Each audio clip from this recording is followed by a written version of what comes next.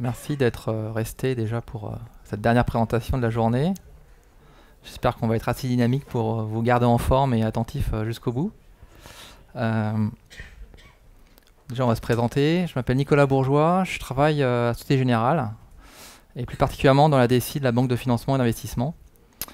Moi, je suis responsable d'une application dans le domaine finance, c'est-à-dire que cette application gère en interne, pour l'utilisateur interne, en fait, les demandes de financement. Donc, pour faire très simple, c'est la même chose que pour les particuliers, mais sur des montants beaucoup plus importants, puisqu'on finance des gros projets, des routes, des infrastructures, des imports-exports qui se chiffrent entre quelques millions à quelques milliards d'euros. Voilà. Et donc l'application que je m'occupe gère à traiter tout le processus d'origination de ces demandes de financement jusqu'à la signature du contrat. Donc, bonjour, Antoine Isonneau, je suis directeur associé de UX République. Donc, nous, on est une agence spécialisée dans la conception de l'expérience utilisateur, l'UX. On intervient sur la conception, le design, le prototypage et le testing des interfaces avec comme objectif, même s'il y a une complexité intrinsèque aux produits sur lesquels on travaille, de les rendre simples, intuitives et naturelles pour les utilisateurs. Notre deuxième domaine d'expertise, c'est la data visualisation. C'est la même chose pour les données, c'est-à-dire rendre des données digestes, séduisantes et engageantes pour les utilisateurs. Voilà, on est à peu près 46 consultants. Alors, on a conçu cette présentation en plusieurs étapes. On l'a voulu sous un mode comme un chronogramme. Donc la préhistoire, puis le réveil, la transformation et l'industrialisation. Et enfin, je dirais la cible ultime qui est l'entreprise centrée utilisateur.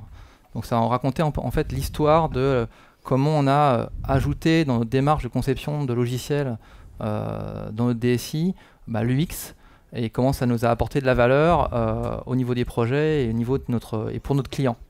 Et donc en filigrane, vous allez voir des rapports à tout ce qui est la peinture. Voilà, donc au début, ça commence par la préhistoire. Peut-être l'idée à retenir d'ici, c'est qu'on part de très très loin, c'est le premier point. Et le deuxième, c'est que au début, c'est juste les besoins fondamentaux qui sont adressés. Donc en parlant de préhistoire, alors là, ça ne va sûrement pas très bien à l'écran, mais ce sont des copies d'écran de l'application à l'origine, et puis des messages et des pop-up qui apparaissaient pour nos utilisateurs. Donc c'est une application comme on concevait il y a 10 ans, très riche, des informations partout, il fallait absolument que tout apparaisse à l'écran pour que l'utilisateur puisse avoir tout au même endroit, pouvoir tout faire. Et voilà, c'était il y a 10 ans et depuis, beaucoup de choses ont changé. Peut-être une précision, c'est que comme beaucoup d'interfaces, elles se sont créées par strates, c'est-à-dire qu'au début, elles étaient très claires, l'interface était structurée, et au fur et à mesure du temps, ils ont ajouté et ajouté et ajouté des fonctionnalités. Et donc, on voit qu'il y a des grandes différences, il n'y a pas d'unicité entre les différentes interfaces.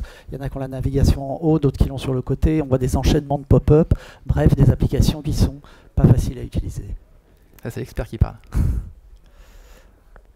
Et en plus de ça, d'un point de vue organisation, c'est un peu deux mondes qui s'ignorent. En tout cas, chez nous, l'application, c'est quelque chose fait par des experts. Généralement, on travaille au quotidien avec des experts aussi, mais leur côté métier, pour essayer de faire l'application qui est faite, alors, comme je disais, faite par des informaticiens, en gros pour des informaticiens ou pour des experts. C'est-à-dire que nous, quand on fait cette application, on l'a fait et on sait l'utiliser. On l'utilise tous les jours, on fait des tests tous les jours dessus, ça nous semble simple. Après, comment l'utilisateur l'utilise derrière lui au quotidien, ça, à la limite, c'est pas notre problème, ça fait le job et c'est bien le principal. Le deuxième point, c'est que c'est centré process, comme je disais, ça, c'est des applications métiers qui sont là pour, en l'occurrence, gérer un processus de financement. On veut que ça gère le processus de financement, que ce soit beau, que ce soit rapide à utiliser, à la limite, on s'en fiche.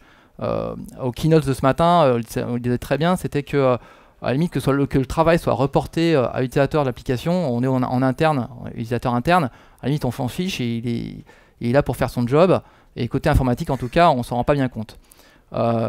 Du coup, les utilisateurs de l'autre côté, l'informatique pour eux c'est très abstrait, déjà ils veulent pas nous rencontrer, ils sont dans leur monde, nous on est le côté business, les informaticiens ils nous font des applications, alors en plus elles sont moches, Et puis, on essaie de les utiliser le moins souvent possible. Parce que dans le monde de financement, quelque part, l'application informatique, c'est plus de l'administratif que quelque chose qui génère de la plus-value pour le business. Donc, c'est un peu des usagers de l'informatique. C'est comme nous avec la SNCF, j'utilise le train tous les jours. Qu'on soit content ou pas content, on paye notre ticket de métro et puis terminé. Avec cette application, c'était un peu pareil. Donc, pas de contact avec les utilisateurs finaux, ce que je disais. Et donc, on s'ignore. Et puis, finalement, ça marche. On est dans un monde stable. Il n'y a pas de révolution encore. On ne parle pas de révolution digitale ou numérique. Donc, voilà, une application stable qui fait ce qu'il faut pour que le business puisse faire son travail. Donc on voit qu'on part d'un écosystème où les utilisateurs sont captifs. Néanmoins, il y a des changements. Il y a des changements qui apparaissent. Le premier, c'est l'évolution du niveau d'exigence des utilisateurs. C'est-à-dire que chez eux, ils utilisent des iPads, ils utilisent des iPhones, et du coup, ils ont une culture technologique qui augmente, et un niveau d'attente qui augmente aussi. Ils ont envie d'avoir les mêmes interfaces. Ils ne comprennent pas de ne pas avoir les mêmes interfaces au travail que ceux qu'ils ont chez eux. Deuxièmement, il y a une prise de conscience de la valeur de l'UX en général. C'est-à-dire, on voit avec des applications qui émergent comme Capitaine Train ou la chaîne météo, c'est-à-dire des applications qui donnent la même chose. Si on prend l'exemple de la chaîne météo, c'est la même information que Météo France. C'est la même météo, c'est les mêmes données, mais il y a juste un travail qui est fait sur la présentation, l'interaction, et du coup, c'est l'expérience utilisateur. Et on se rend compte que ça crée beaucoup de valeur. À titre d'exemple, la chaîne météo, c'est une des 5 applications les plus téléchargées en France. Donc on voit que finalement investir dans l'UX, eh bien ça génère un retour sur investissement. Les deux derniers points, c'est plutôt de notre côté. Côté DSI de la Banque de Finance Générale, ça fait plusieurs années qu'on travaille à fond sur l'agilité, qu'on travaille à fond sur prôner le continuous delivery. Et donc quelque part, ça nous va bien aussi d'être dans un nouveau modèle de pensée d'un point de vue UX. Et on le verra pourquoi plus tard, c'est complètement en phase avec ces transformations-là. Donc cette transformation continuous delivery et agile, elle nous pousse aussi dans ce mode-là. Volonté de s'inspirer des géants du web, voilà, on a besoin d'avoir des nouveaux modèles, et puis on voit émerger les fintech, et on se dit, tiens, nous, banque, est-ce qu'on va pas se faire bouffer? C'est un peu, pas mal de presse en parlait un peu aujourd'hui, est-ce qu'il y a un modèle un peu legacy de la banque qui va pas se perdre, et puis avoir des nouveaux acteurs qui vont venir nous prendre des parts de marché, et aussi grâce à des nouvelles applications qui vont mettre entre les mains de clients finaux. Donc c'est quelque chose chez nous en tout cas qui est en train vraiment de pousser très fort, et tout ça fait que ça change, les mentalités changent, et qu'on va rentrer dans un nouveau mode de conception de l'application. Et il y a un peu plus d'un an, il y a un peu plus d'un an, si, on va prendre une décision. Alors c'est une décision qui est unilatérale dans notre équipe, c'est se poser la question de savoir comment on pourrait apporter plus de valeur à nos clients au travers d'une application déployée sur iPad, donc dans la mobilité. Parce qu'il faut savoir, c'est que dans ce processus de financement, il y a des validations, comme dans beaucoup de processus, et que les managers des lignes métiers de financement sont tout le temps chez leurs clients à droite à gauche dans le monde.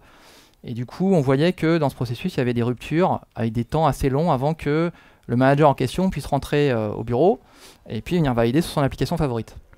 Donc on s'est dit, tiens, on va essayer de pousser l'idée, parce que côté client, bizarrement, il n'y a pas beaucoup d'appétence pour ce genre de choses, comme je disais tout à l'heure. Donc on va essayer, on va faire un test.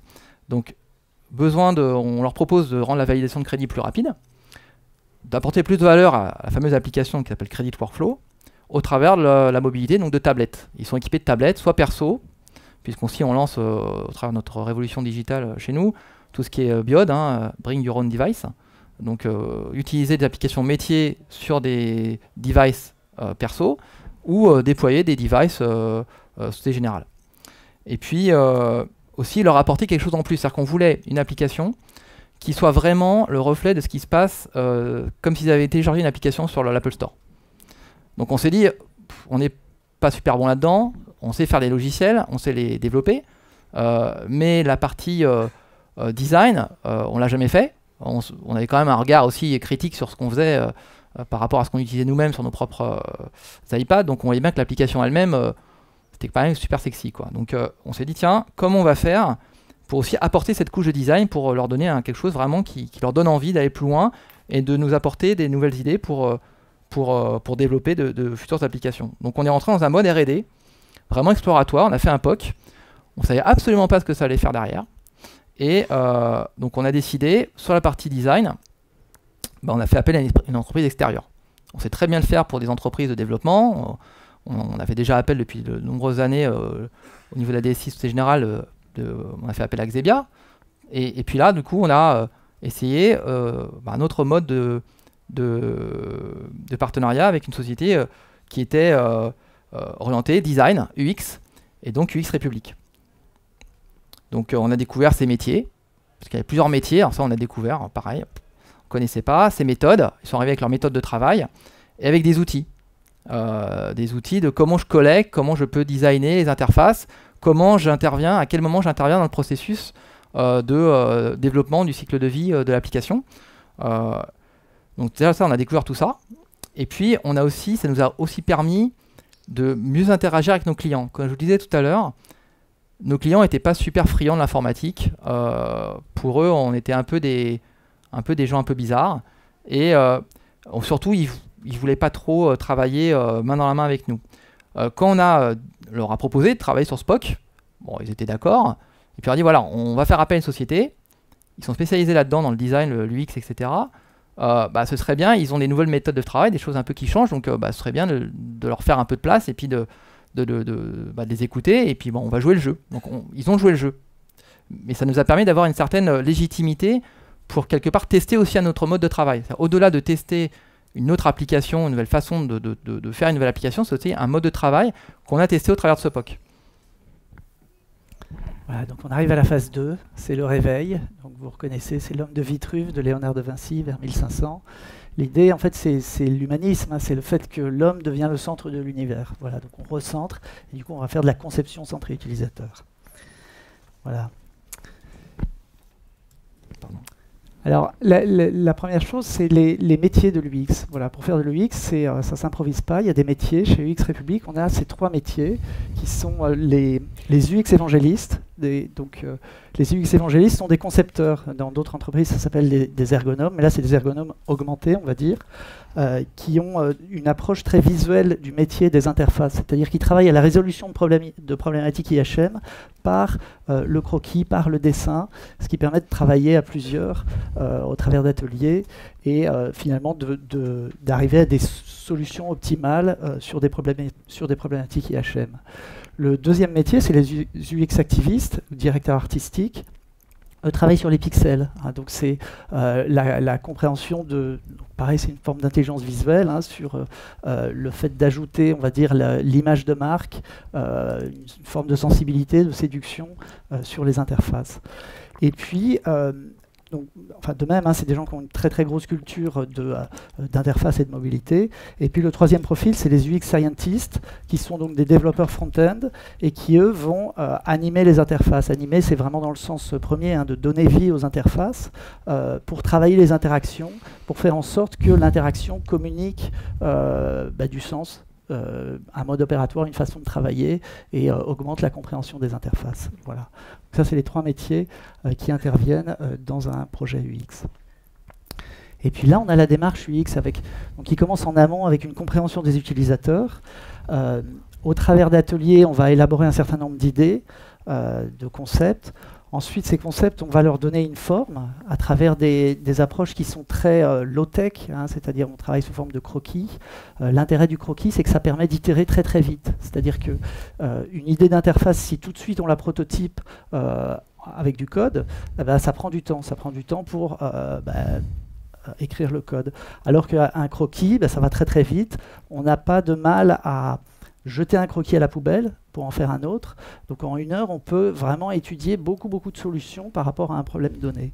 Donc voilà, première étape, génération d'idées au travers de brainstorming, du sketching ensuite. Donc l'étape suivante, c'est le wireframe. Le wireframe, c'est une autre forme de croquis, mais pour lequel on utilise un logiciel. Donc là, on commence à être en taille réelle. On travaille avec des pixels, on travaille avec des textes, on commence à mettre les vrais contenus, mais sur le fond, c'est une activité qui est proche du dessin, dans le sens où, pareil, il n'y a pas un processus d'abstraction et de modélisation de quelque chose, mais on place des blocs de texte, on les déplace et on arrive à une interface qu'on considérera comme optimale. Ensuite, donc, il y a le travail de direction artistique qui, autant le wireframe reste en niveau de gris, autant le travail de direction artistique travaille sur la palette de couleurs, l'identité visuelle de l'entreprise, le logo, les pictogrammes. En wireframe, les pictogrammes, ça peut être juste un petit rectangle gris, alors que une fois qu'on passe en direction artistique, c'est le vrai pictogramme avec qui doit véhiculer le sens qu'il renferme. Et ensuite, on a l'étape suivante qui est le prototypage HTML5, qui permet d'animer. À ce stade, ce n'est pas encore connecté au système d'information. Donc, c'est vraiment un prototype interactif. Voilà. Alors, oui, à l'écran, en fait, c'est le résultat de ce POC. C'est une copie d'écran de ce qu'on a produit. Alors, vous voyez, c'est très très loin des premières copies d'écran que je vous montrais sur l'application Legacy. Un deuxième copie d'écran qu'on voit là, donc c'est juste pour éclairer que chaque geste, on a vraiment voulu déjà faire une application, on va dire flat design. Alors au tout début du POC, UX Republic vous avait proposé deux designs complètement différents. Alors là, c'était soit le flat design avec des niveaux de gris, comme voilà, soit il y avait des couleurs beaucoup plus vives, c'était très moderne. Et puis on a proposé ça. Donc là, c'est pareil, comme disait Antoine, c'était à des niveaux de maquettage en fait qui étaient en mode wireframe, maquette graphique, donc ça avait coûté pratiquement rien. Et ce qui était sympa, c'était que avant même qu'on ait vraiment lancé le POC, juste à travers 2 ou 3 rendez-vous qu'on avait fait avec eux, on avait pu déjà avoir ces maquettes visuelles, des propositions. C'est vraiment ça qui nous a plu dans la démarche, avant même qu'on lance le POC. Donc on a fait ce POC, on est resté sur une des propositions, on a itéré, le principe de faire des itérations, on a vu des utilisateurs qui ont été enchantés par cette démarche-là et puis par le rendu visuel. Et on a aussi été très regardant dans le fait qu'il fallait que chaque geste ait un sens, que ce soit simple d'utilisation, qu'il y ait zéro formation, qu'il n'y ait pas de coût de déploiement, choses comme ça, et très performant. C'est-à-dire que derrière ça, on a mis en place des services avec l'application existante. On n'a pas recréé un back-end derrière, on a utilisé le back-end existant, mais on l'a optimisé pour que chaque action au travers de cette interface iPad soit le plus rapide possible. Que ce soit simple, intuitif, fluide, tout ce qu'on n'avait pas sur l'application Legacy. Et au bout de quelques mois d'utilisation, on a appelé nos utilisateurs de test et on a eu des retours, je dirais, au-delà de nos espérances. On a même des gens qui appelaient le support informatique chez nous pour dire j'ai entendu parler d'une application iPad pour approuver les demandes de crédit. Je me rappelle d'une personne, elle était en Allemagne. Elle a appelé le support pour dire comment on fait pour l'avoir. Alors ça ne nous était jamais arrivé. Les gens ils fuyaient les applications. Là c'était le contraire. Donc pour résumer les deux des verbatims qu'on a reçus sur l'application. Donc il y en a un qui nous disait c'est un outil excellent, je suis super satisfait de l'outil. C'est rare d'avoir un outil qui du premier coup cible l'usage. Il est pragmatique, il est facile à utiliser et il ajoute du confort et du plaisir au travail. Alors, on a vu ça, vous imaginez l'état des informaticiens, des développeurs dans l'équipe. Ils n'en pouvaient plus. Le dernier, pareil, super excité d'utiliser Create for Phone Mobile sur l'iPad, quel que soit l'endroit et quel que soit le moment d'utilisation. Et ce qui ressort aussi, c'est côté intuitif, user-friendly, et qu'on a l'impression, et c'est exactement ce qu'on cherchait, donc c'était bien, qu'on l'avait downloadé sur l'Apple Store. Donc vraiment des très très bons retours, et tellement des bons retours que en interne, comme dans beaucoup de sociétés, on a des challenges innovation, des challenges intrapreneurs, etc. On a gagné des prix grâce à cette application.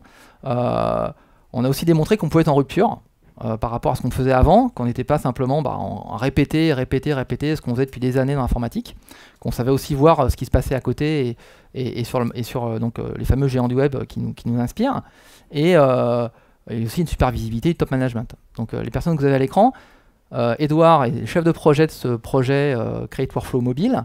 Et à ses côtés, il y a Daniel Sidbon, qui est le patron du département des financements, de la DSI des financements. Voilà. Donc on a reçu un prix, deux prix sur cette application-là. Donc suite à ça, ce qu'on a pu, quand on a laissé tomber un peu l'euphorie du déploiement et puis des retours utilisateurs, on s'est quand même rendu compte, on a fait un peu un retour sur l'expérience sur ce qu'on avait fait. On s'est rendu compte déjà qu'il y avait une vraie valeur ajoutée du design. Tout ce que nous avait apporté le POC, alors que c'était pas forcément au départ ce qu'on voulait le pousser le plus, c'était plus la partie mobilité, l'avoir sur un device externe, etc.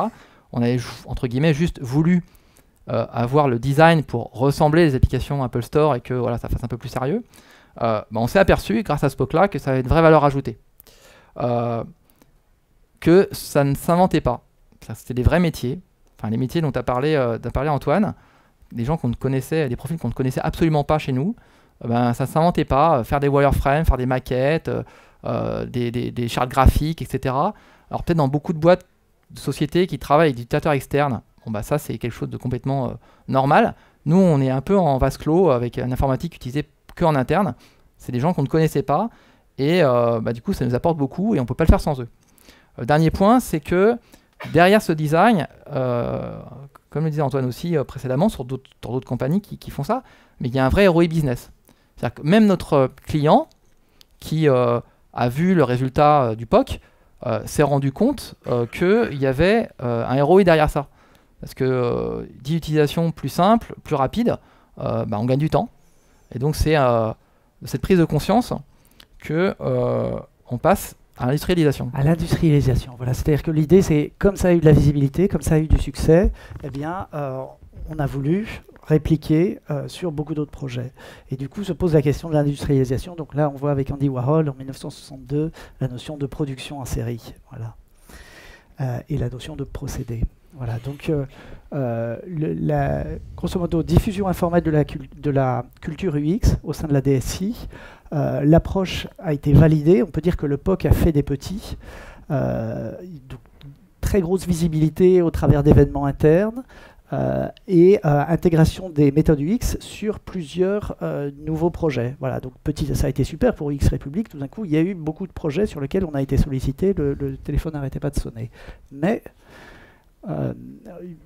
le client, en fait, c'est ton client qui avait de la visibilité sur plusieurs projets en même temps, a commencé à identifier des problèmes, notamment.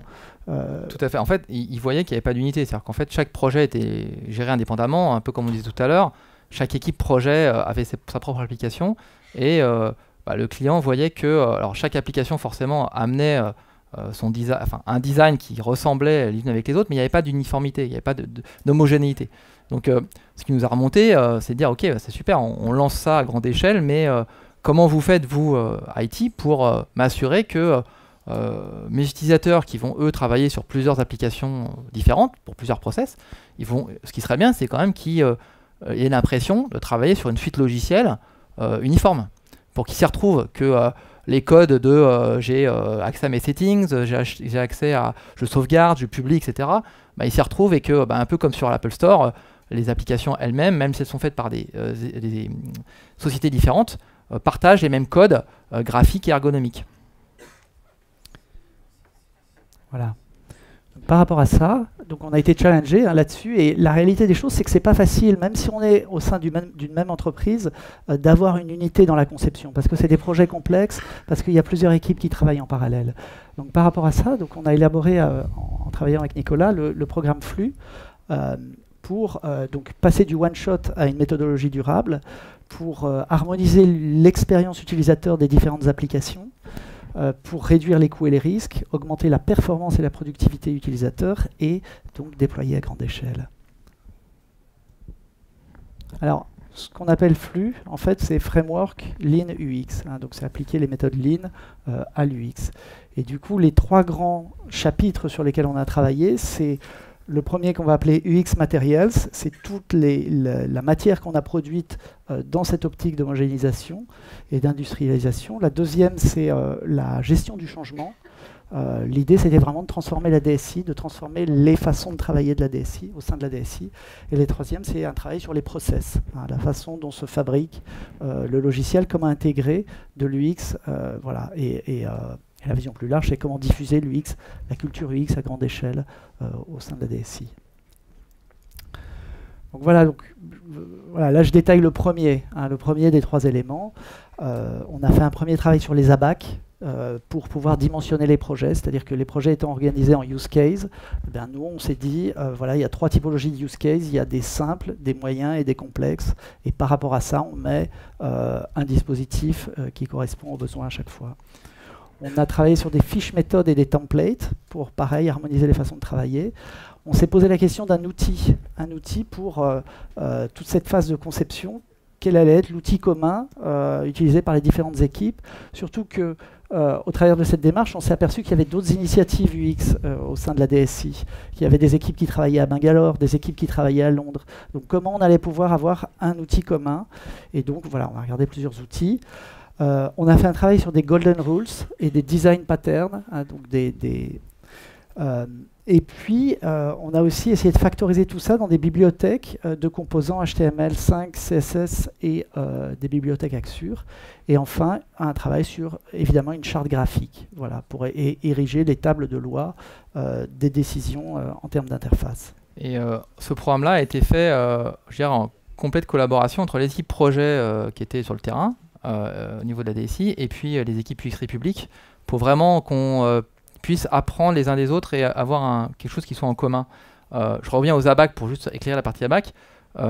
C'est quelque chose qu'on ne connaissait pas, donc forcément, quand on a commencé les premiers projets, à chaque fois on nous disait, bah, ok, combien de temps vous allez mettre, combien ça va coûter, etc. Mais comme c'est des choses qui sont nouvelles, bah, c'est les premiers exemples qui ont permis de définir ces ABAC-là, et donc on les a repartagés au sein des équipes pour que, quand on allait voir notre client avec nos idées de projet, on puisse capitaliser sur ce qui avait déjà été fait pour pouvoir lui donner ces types d'informations-là.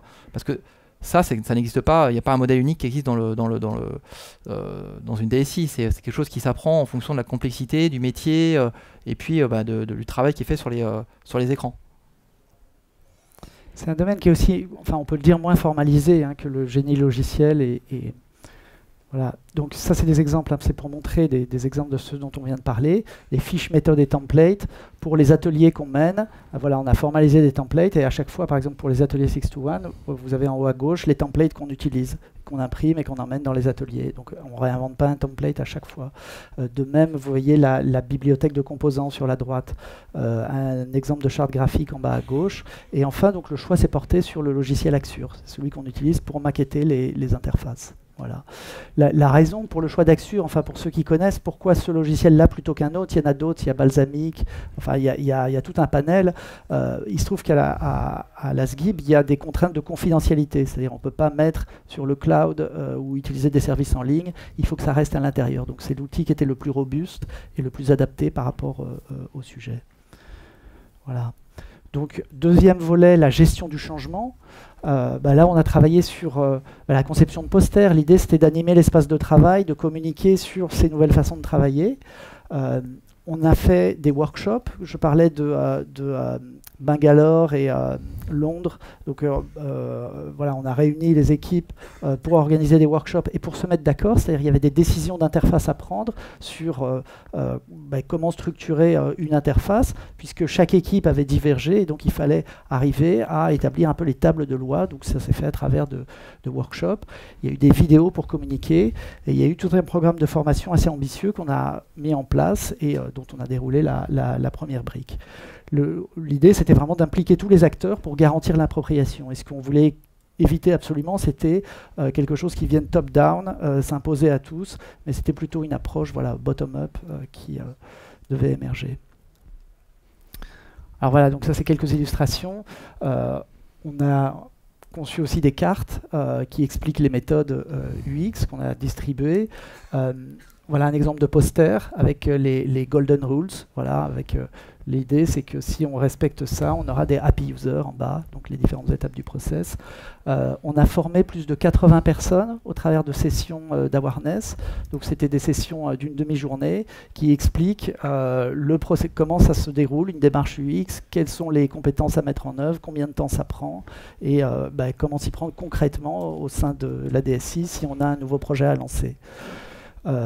Voilà, et on a adapté un processus en 4 étapes qui est, peut-être que certains connaissent, c'est les 4D, c'est Discover, Define, Design et Develop, les 4 étapes de la conception.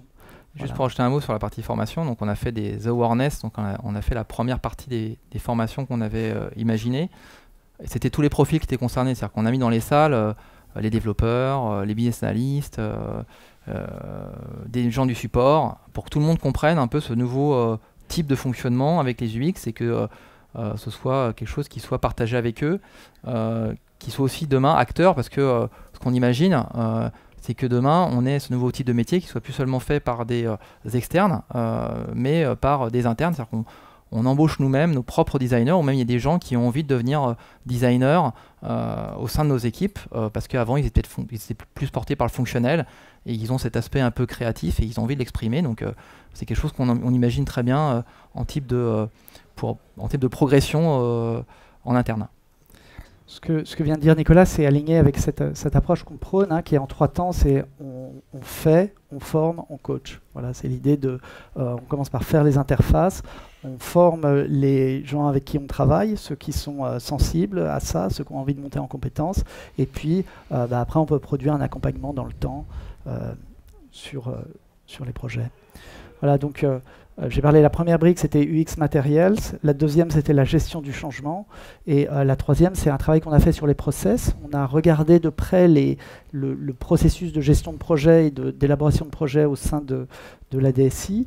On a travaillé sur des questionnaires, on a réfléchi aussi sur la description de poste d'un CXO, c'est-à-dire le Chief Experience Officer, c'est-à-dire quelle serait la personne qui aurait la responsabilité, qui serait le garant du temple pour faire en sorte que les interfaces ne divergent pas dans le temps. Et ça pose en fait des vrais problèmes d'organisation parce qu'il n'y a pas forcément de lien hiérarchique d'une équipe projet à l'autre. Et du coup, comment on s'assure qu'ils aient bien la même interface, la même façon de mettre le bouton sur la droite, la même façon de formuler, le même endroit où on place les titres, etc. Donc voilà, il y a eu la notion de travailler avec les itérations. C'est très important dans tout ce qui est design thinking, la notion d'itération. Et pour ça, c'était moins un problème parce que vous étiez en pleine transformation agile. Donc, et le dernier point, c'était les KPIs. Voilà, comment on mesure les progrès en UX et en acceptation utilisateur. Voilà, alors un exemple du résultat de ce type de travail, quand on a commencé à travailler avec vous, on avait une démarche qui était premier temps, attends, excuse-moi, je vais passer. Premier temps, c'était la phase du UX design, où on rencontrait les utilisateurs et on faisait les wireframes. Ensuite, l'étape de graphic design, où on fait les maquettes graphiques. Ensuite, on faisait le prototype HTML5 CSS. Et ensuite, c'était intégré au back-office et ça donnait l'application. Et donc une partie du travail qu'on a fait, parce qu'on nous demandait de vraiment réduire les coûts, réduire les temps, et du coup voilà, c'est au travers de ces ateliers qu'on a menés, pour avoir un processus optimisé qui est en 2 étapes, avec une partie conception en amont.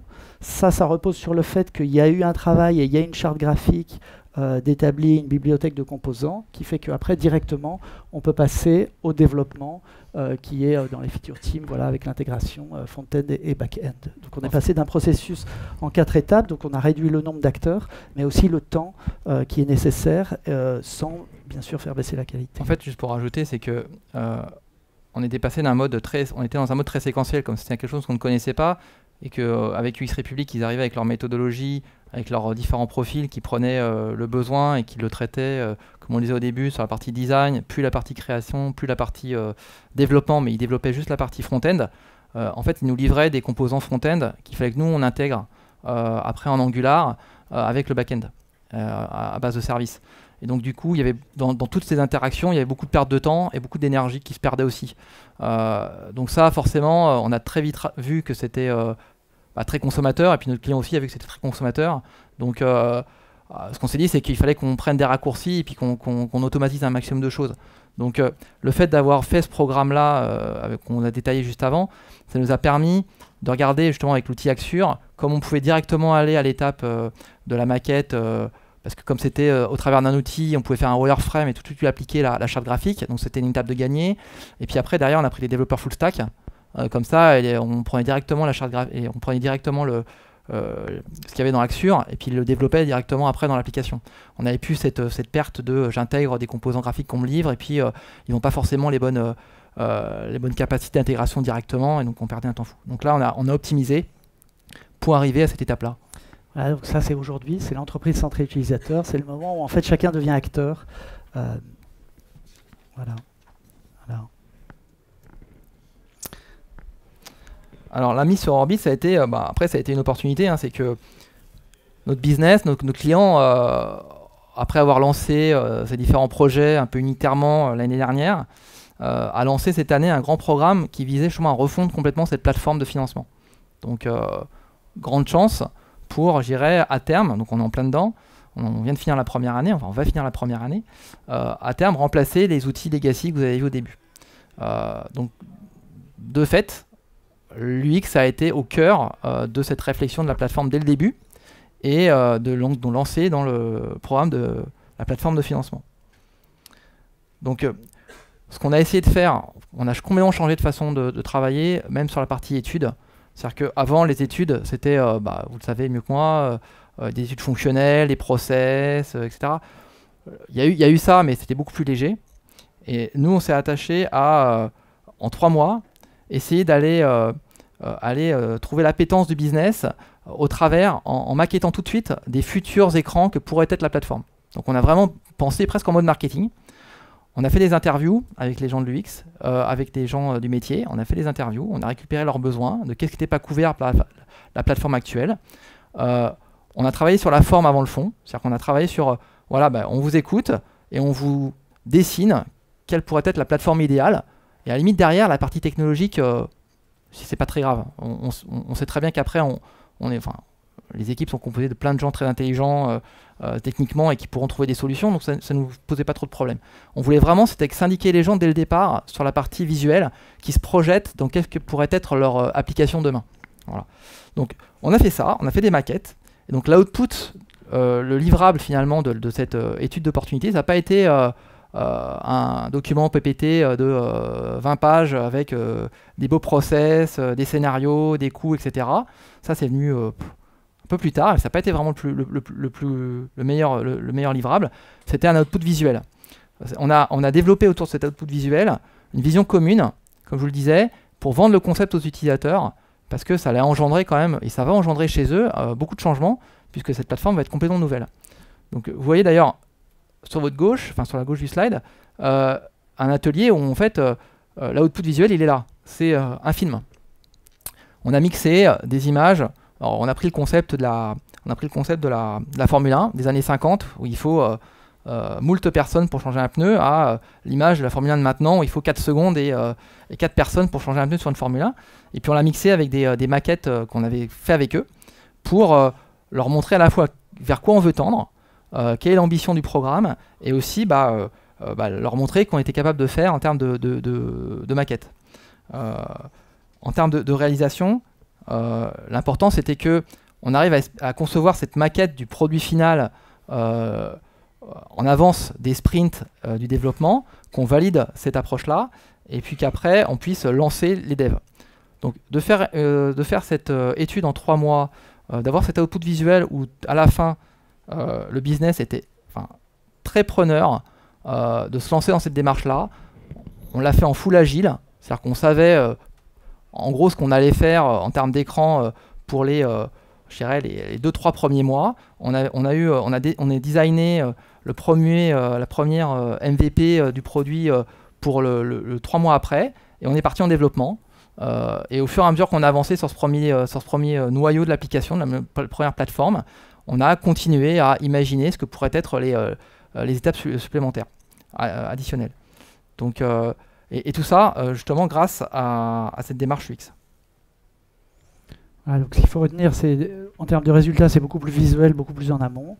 Après, en termes d'organisation, voilà, ça c'est des exemples de feature team.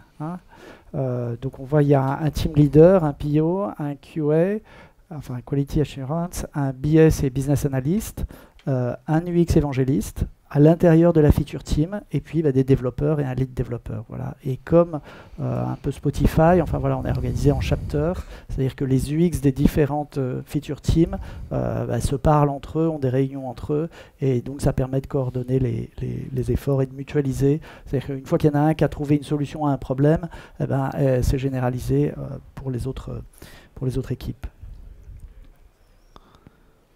Donc avec cette organisation, en fait, il y a eu l'UX. Comme je vous disais, on est aussi en transformation continue delivery. On a mis en place les feature teams depuis le début de l'année. On se fait accompagner par UX République sur la partie design. Le but, c'était de vraiment pouvoir mettre l'utilisateur au centre des réflexions sur la plateforme et qu'il soit accompagné, cet utilisateur, avec trois rôles majeurs qui sont le product owner pour comprendre son métier, l'UX pour vraiment, de par cette compréhension du métier, de comment il voudrait utiliser demain son application, designer les écrans de la future application, de la nouvelle plateforme.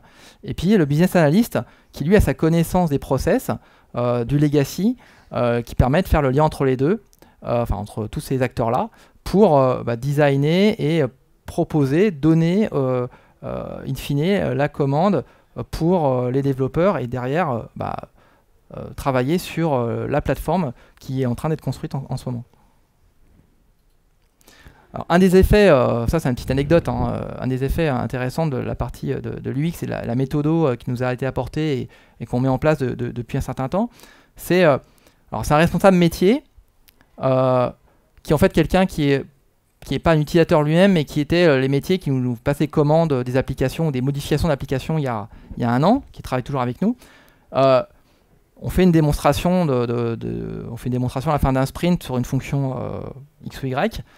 Et puis ce responsable métier nous dit là j'ai trouvé qu'il manquait quelque chose, il manque une fonction et puis c'est très important parce que cette fonction-là elle est clé pour le process de financement. Alors ok, tout le monde se regarde, un peu gêné, oui bon on comprend pas. Et puis il y a l'UX évangéliste qui dit c'est bizarre, j'ai vu plusieurs personnes, je fais 5 shadowing, donc on va vous expliquer ce que c'est un shadowing, mais on a fait 5 shadowing et puis personne ne connaissait ni n'utilisait la fonctionnalité. Le shadowing, c'est le fait d'aller observer l'utilisateur en situation de travail, d'être comme son ombre, shadow, l'ombre. Donc on est derrière lui, on le regarde utiliser l'application comme il l'utilise aujourd'hui. Et du coup, ce qui est très intéressant, c'est que cette méthode, elle permet de sortir des croyances. Et donc là, je ne sais pas si vous voyez, mais il y a énormément de temps qui a été économisé et de coûts, parce que ça permet en fait de donner du pouvoir, de redonner du pouvoir en disant non, on ne va pas développer cette fonction. Aujourd'hui, elle n'est pas utilisée, ça ne sert à rien d'investir là-dedans. Voilà. Donc, voilà à peu près où on en est aujourd'hui. Donc on est vraiment dans des démarches Lean UX, c'est-à-dire où tout est optimisé. On procède en 3 temps. La première partie, c'est Think. Deuxième, c'est Make. Et troisième, c'est Check. Voilà. Donc, Think, évidemment, c'est très très résumé ici, mais ça consiste à, aller voir les utilisateurs, faire des shadowing, on vient d'en parler, comprendre comment ils travaillent. Ça consiste à les impliquer et impliquer toutes les parties prenantes dans le processus de conception avec des méthodes comme le croquis, c'est ce dont je parlais tout à l'heure, faire des croquis. Donc ça c'est un exemple d'atelier 6-to-1 où on conduit à un atelier, on dit voilà on travaille sur tel écran, par exemple la page d'accueil, et où on va se forcer en une demi-heure, c'est très rapide, à faire 6 versions différentes. Et chaque participant doit faire 6 versions. Et ensuite, chacun présente ses versions, et on va converger vers une version, 6-to-1. Voilà. Et ça, mécaniquement, ça permet d'augmenter la qualité, parce qu'il y a plus d'itérations. Ça permet de récolter toutes les idées des différents acteurs, les idées des développeurs, les idées des business analysts, de certains qui travaillaient dessus depuis longtemps, de certains utilisateurs clés, et du coup, voilà, de faire circuler très très vite les idées et l'intelligence autour de problématiques d'interface. Donc, étape 1, Think. Étape 2, c'est Make. Donc là, je parle de notre Make à nous, du Make des évangélistes, c'est-à-dire le fait de pouvoir fabriquer très vite des prototypes. C'est-à-dire une fois qu'on a fait des croquis, qu'on s'est mis d'accord, on va retravailler ça à taille réelle et on a matché, on a recréé dans Axure une bibliothèque de composants qui ont déjà l'apparence graphique finale, qui ont été chartés donc, avec la charte graphique, qui correspondent aux composants qui sont dans la bibliothèque de EasyWeb. Et du coup, ça nous permet très vite d'assembler des interfaces et du coup de passer à l'étape suivante, après make, c'est check, de faire des tests utilisateurs.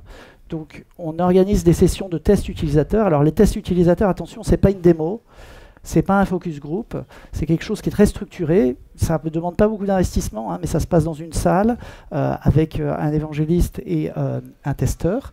Donc c'est quelqu'un du métier, et on va lui confier une tâche à accomplir, et il va accomplir cette tâche en utilisant l'interface qui a été construite dans Axure. Voilà. Ce qu'on fait dans Axure, c'est un prototype jetable, hein, c'est-à-dire on peut le faire en une journée, hein, c'est très rapide, mais voilà, c'est juste une maquette. Et le gros intérêt, c'était qu'on a fait ça avec une dizaine d'utilisateurs, donc avant même qu'on ait fait une ligne de code, on a maquetté dans Axure. L'avantage, c'est que c'est de la maquette, on fait les différents écrans au travers desquels on veut que l'utilisateur passe. Et en fait, Axure simule au travers d'un web browser comme si les écrans existaient.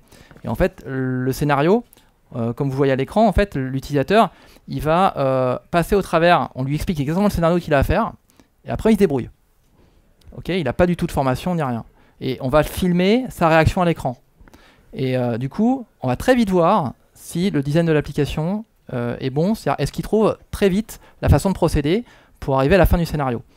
Donc en récoltant ça, ça permet très vite de changer les problèmes qu'on peut voir sur l'écran, et surtout c'est de commencer le développement sur quelque chose qui est déjà exactement ce qu'on attend. Un niveau de validation, enfin un niveau de confiance élevé. Dernier élément, c'est que les utilisateurs qui sont embarqués à ce niveau-là, ils sont super contents, parce que c'est un peu fun, ça change de ce qu'ils font d'habitude, et ils voient qu'on prend en compte leur retour, et qu'ils participent activement à la construction du soft. Ce qu'ils ne faisaient pas du tout il y a un an. Voilà. Et en plus, c'est très viral, c'est-à-dire qu'après, ils vont en parler avec leurs collègues, quand le truc est déployé, ils sont super contents, ils disent voilà, regardez, on a fait ça, c'est nous qui avons participé à ce truc-là.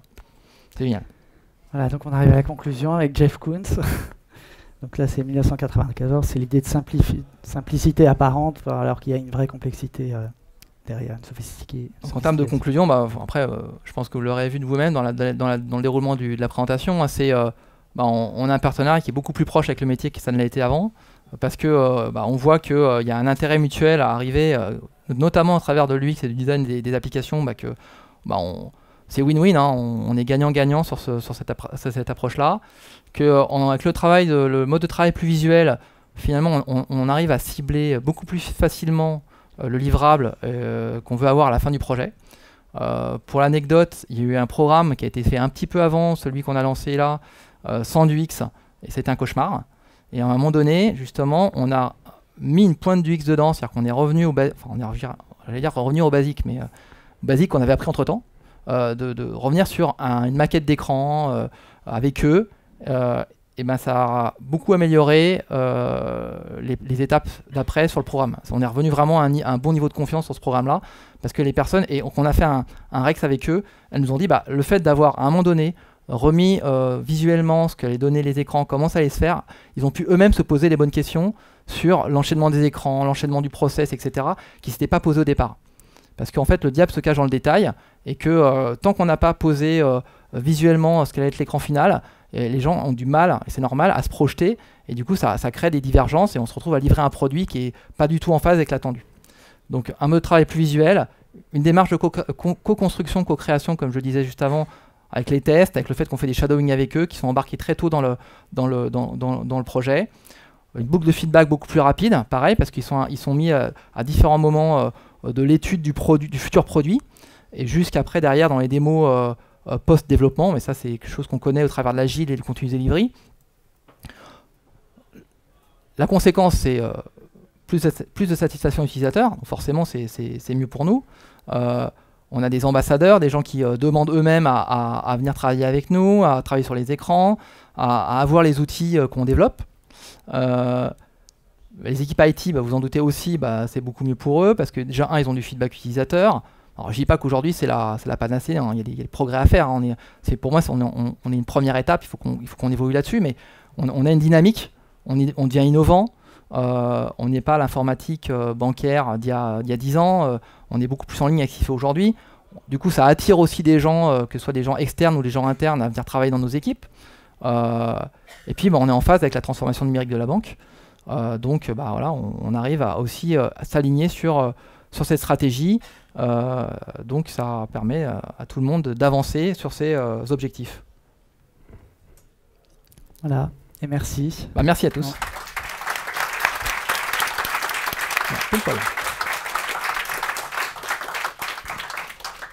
Est-ce que vous avez des questions? Oui.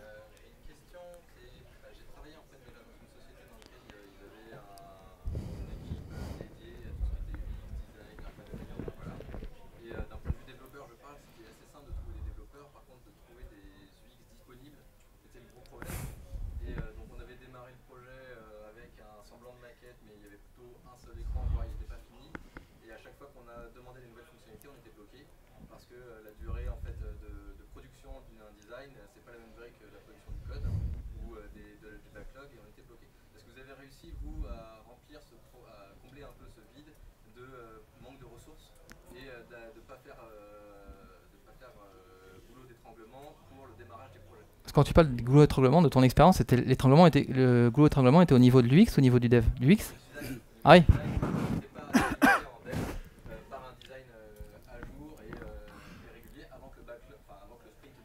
D'accord.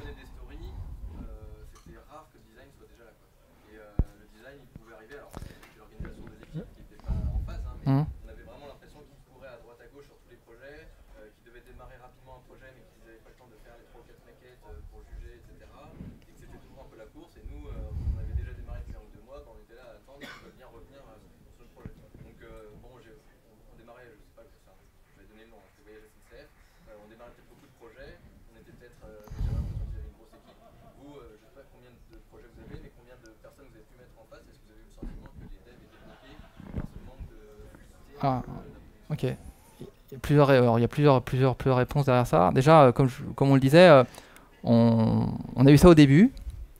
Moins maintenant, parce que comme on travaille en feature team, on a mis un UX par feature team.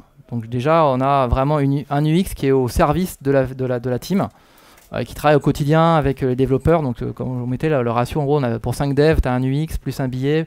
Donc en gros, tu as 5 personnes dédiées à l'équipe. Ouais. Et c'est pas trop, effectivement. Après, est-ce que l'équipe à un moment donné était bloquée? Je parle sous le contrôle d'un développeur de l'équipe, David. Je dirais que c'est pas lui qui a bloqué l'équipe, c'est plutôt nos clients qui ont du mal à se mettre dans une dynamique de priorisation du produit et d'avoir une vision du produit qu'ils veulent faire. Donc on est toujours en mode essayer de, comme je le disais, d'aller être en mode un peu R&D et d'aller susciter chez eux l'appétence, les remarques, mais ils sont pas force de proposition. Il faut que ce soit nous qui soient force de proposition. Donc ça c'est difficile parce que ça demande beaucoup de temps. Mais c'est vrai que pendant ce temps-là, le côté plateforme, on a tellement de choses à mettre au niveau technique, de base technique, on arrive toujours à trouver des choses à faire après. Et puis je dirais, on leur dit que s'il y a du retard, c'est...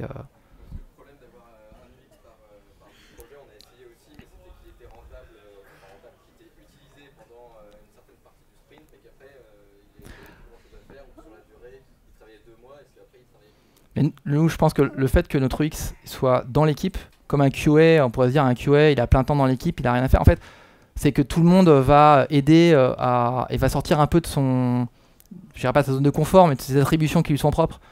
Aujourd'hui, c'est qu'au tout début, c'est un peu ce qu'on disait, c'est qu'on est parti dans un mode un peu en mode forfait, où on demandait à UX République de dire voilà, on a un besoin, on veut X écrans, on veut qu'à la fin vous nous livrez les X écrans et puis nous après on les intègre.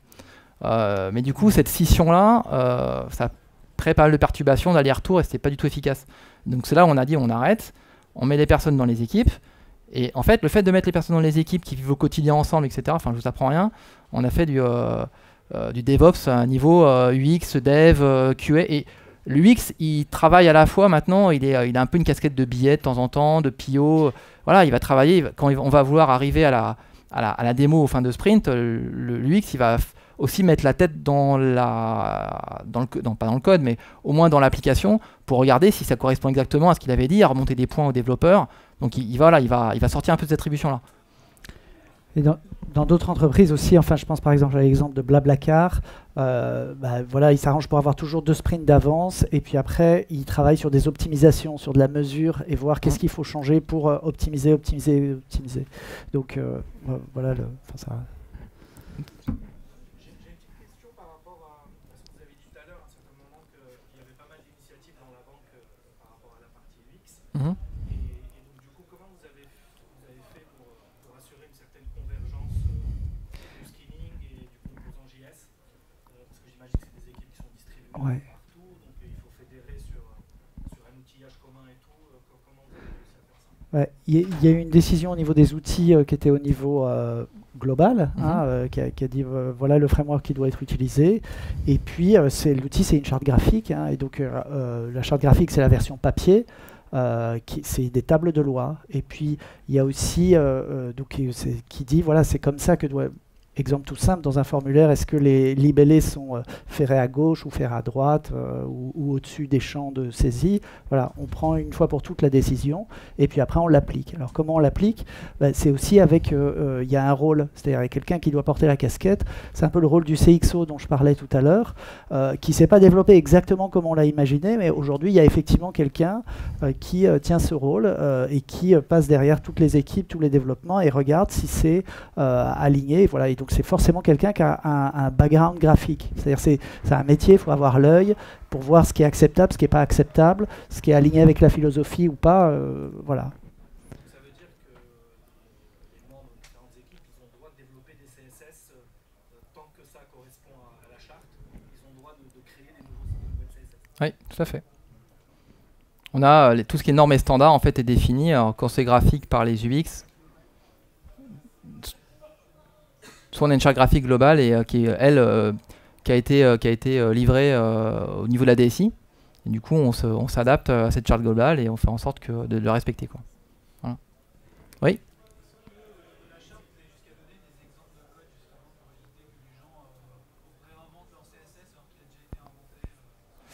Alors, on a un framework. On a un framework de développement qui est justement avec du code. Donc, ce code-là, on ne le réinvente pas. Après, si on trouve que ce framework-là ou les composants de ce framework-là ne correspondent pas exactement à ce qu'on fait, on le modifie. On a quand même de la liberté pour le modifier. C'est intégré dans les composants techniques que je vais aller chercher et j'ai pas besoin d'avoir à côté du visuel de la charte graphique visuel d'avoir l'exemple de code qui va avec ça, je vais avoir automatiquement le visuel. En fait, en gros, on a un SG Bootstrap. On a recréé un bootstrap et après derrière, si on veut le surcharger, on peut le surcharger. Je ne me trompe pas, monsieur Carmelo? Merci. Et nous, dans Axure, on a recréé tous les composants, ce qui fait que quand un UX fait sa conception, il y a l'étape croquis où là, c'est libre, et puis après, voilà, il voit les composants qui correspondent. Et ce qui est bien, c'est que quand il va les présenter aux utilisateurs pour faire des tests utilisateurs, ce genre de choses, c'est déjà des choses qui sont prévalidées, puisque c'est déjà aligné, on va dire, dans les grandes lignes. Voilà. Oui. Non, elle est faite en web. Oui.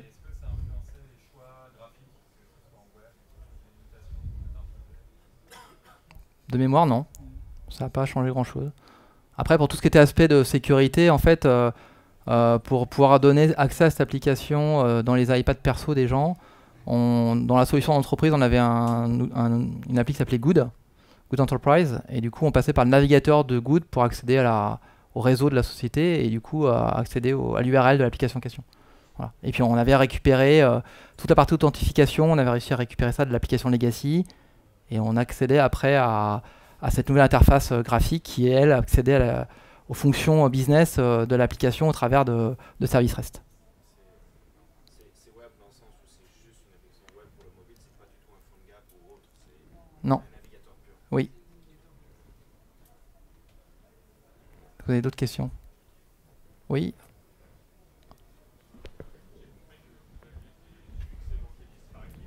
Ouais.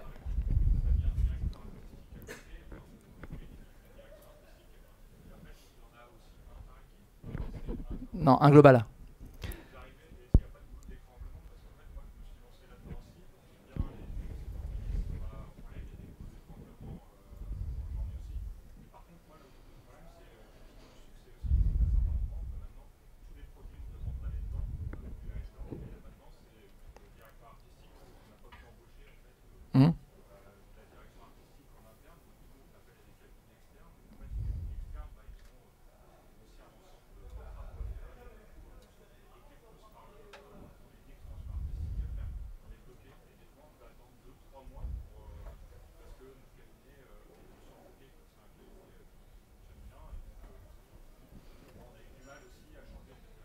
Oui. Mais nous, la direction artistique, du coup, la personne qui fait ce travail, donc elle est à plein temps chez nous. Donc on n'est pas en concurrence avec d'autres clients qu'elle pourrait avoir par ailleurs. Et du coup, après, c'est à nous de gérer son temps. Et une personne, aujourd'hui, grosso modo, sur le programme, il y a 4 équipes de 10 personnes. Donc il y a 4 UX évangélistes et il y a une créa transversale qui...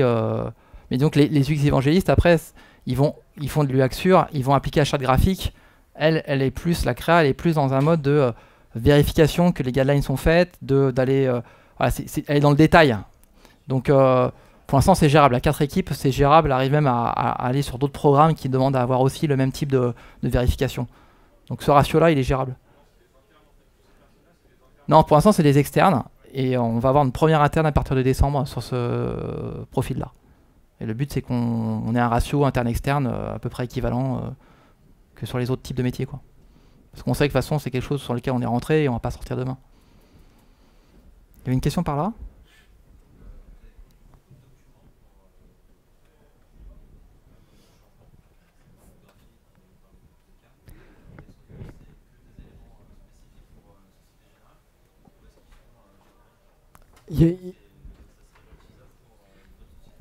Il y a les deux, c'est-à-dire qu'il y a des choses qui sont très Société Générale, qui ont vraiment été conçues la main dans la main, qui sont par rapport à vos process, et du coup ça c'est très Société Générale. Je pense par exemple aux Golden Rules, ça c'est quelque chose qu'on a élaboré ensemble. Après il y a des choses beaucoup plus génériques. Les templates, par exemple, ça c'est beaucoup plus générique, les templates de 621. Les cartes, c'est quelque chose qu'on a généralisé, donc qui est disponible sur notre site, le site du X-République. Donc voilà, je pense comme dans beaucoup de projets, il y a une part de générique et puis une part de vraiment très spécifique. Et puis du coup, toutes les idées qu'on avait chez nous, ils les ont récupérées pour leur site. Donc, voilà. Mais les formations, c'est pareil. Ce qu'on a fait comme formation, c'est quelque chose que Antoine faisait déjà par ailleurs au jour le jour. On l'a juste un peu adapté au contexte. Mais sinon, c'est quelque chose qu'ils font aussi chez UX République dans leur catalogue de formation.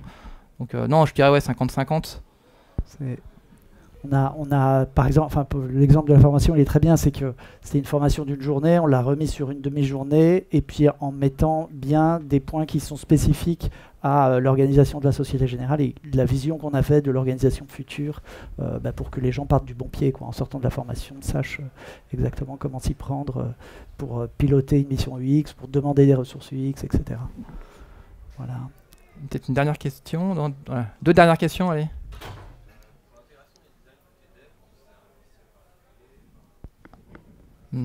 Pas de logiciel en particulier, non. Non, on a le framework avec le GBootstrap, on a des composants graphiques qui sont Angular, et après derrière ils sont intégrés directement. C'est ça, David? Voilà. Il y a un petit bonhomme là qui me souffle à la fin.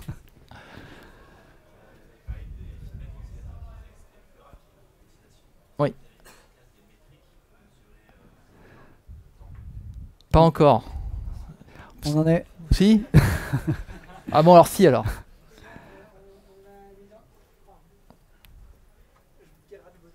Allez, vas-y, vas-y. En fait, dans l'interface graphique, on a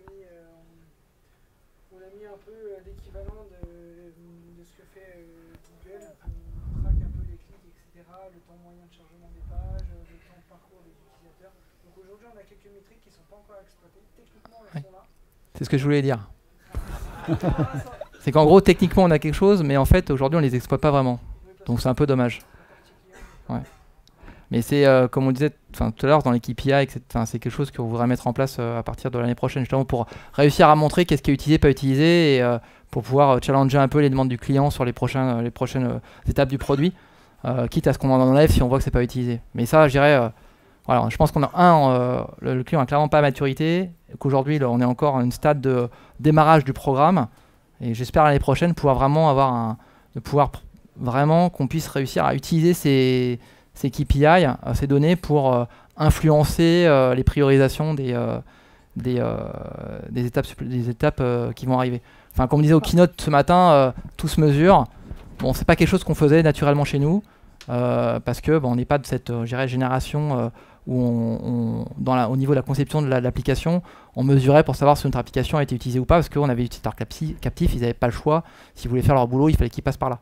Mais vu que maintenant on est rentré dans un mode en plus itératif et puis d'amélioration continue de l'application, on veut aussi faire en sorte que l'application ne se dégrade pas au fil du temps, parce qu'on a mis en place des bonnes performances aujourd'hui, mais on ne voudrait pas que les nouvelles fonctionnalités dégradent l'application demain. Donc tout ça, ça reste encore à faire d'un point de vue vraiment processus, exploitation, partage avec le client. Non, des deux. Voilà, les parties.